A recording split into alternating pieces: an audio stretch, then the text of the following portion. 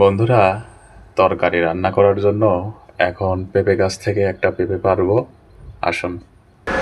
প্রিয় বন্ধুরা, বাড়িতে এরকম একটি পেঁপে গাছ থাকলে সারা বছর আর আপনার একটা পেঁপেও কিনে খেতে হবে না। দেখতে পাচ্ছেন একেবারে নিচ থেকে উপর অবধি পর্যন্ত পেঁপে ছিল।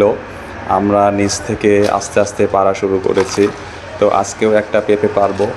আর আপনারা ক্যামেরায় দেখে বুঝতে পারছেন কি না জানি না, এই যে নিচে যে পেঁপেগুলো আছে, এই এক একটা পেঁপের ওজন আপনার 2 থেকে 2.5 কেজি পর্যন্ত। তাহলে বোঝেন একটা পেঁপে পারলে আপনি মানে 2-3 বারে রান্না করে খেতে হবে বা ভর্তা করে খেতে হবে। এই যে দেখতে পাচ্ছেন এই পেঁপেগুলো কিন্তু অনেক পুরু। অনেক পেঁপে আছে মাঝখানে বেশি মানে ফাঁকা থাকে, এই পেঁপেগুলো কিন্তু অনেক ওয়েট। আপনারা দেখে বুঝতে পারছেন কি না। তো এরকম আমার আরও একটা মানে আরেকটা গাছ আছে এবং আরেকটা পুরুষ গাছ আছে। প্রিয় দর্শক বন্ধুরা, ওই যে ওই পাশে সেই গাছগুলো আছে।